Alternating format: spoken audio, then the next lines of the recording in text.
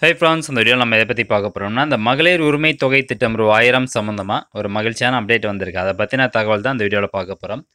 So ஏற்கனவே பார்த்தீங்கன்னா, இந்த மகளிர் உரிமை தொகை திட்டம் மூலமாக இப்போ மாதம் 1,06,00,000 பேர் ரூ. 1000 வாங்கிட்டு இருக்காங்க. அவங்களுடைய வங்கி கணக்கிற்கு 14ஆம் தேதி அல்லது 15ஆம் தேதி கிரெடிட் ஆகிட்டு இருக்குது.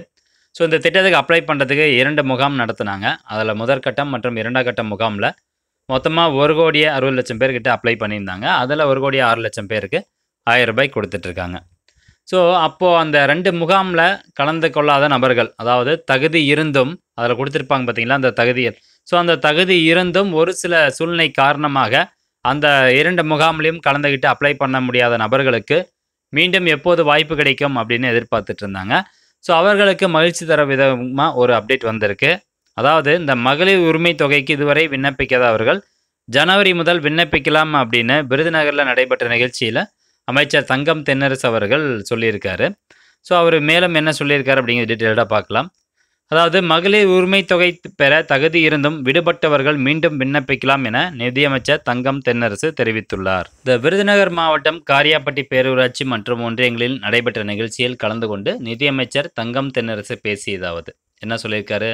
தற்போது நான் கலந்து கொள்ளும் நிகழ்ச்சிகளில் பெரும்பாலான பெண்கள் கலைஞர் மகளிர் உரிமை தொகை திட்டம் பற்றி கேள்வி கேட்கின்றனர்.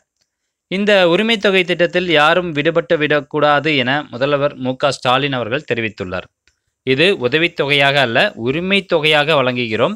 கலைஞர் மகளிர் உரிமை தொகை பெற தகுதி இருந்தும் இதுவரை விண்ணப்பிக்காதவர்கள் ஜனவரி முதல் மீண்டும் விண்ணப்பிக்கலாம். இதேபோல் மேல்முறையீடும் செய்யலாம்.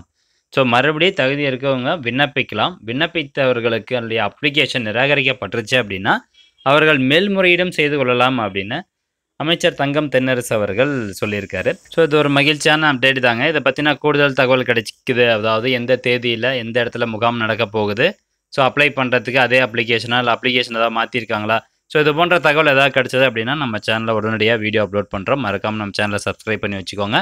மீண்டும் அடுத்த ஒரு நல்ல பதிவில் சந்திக்கலாம். நன்றி, வணக்கம்.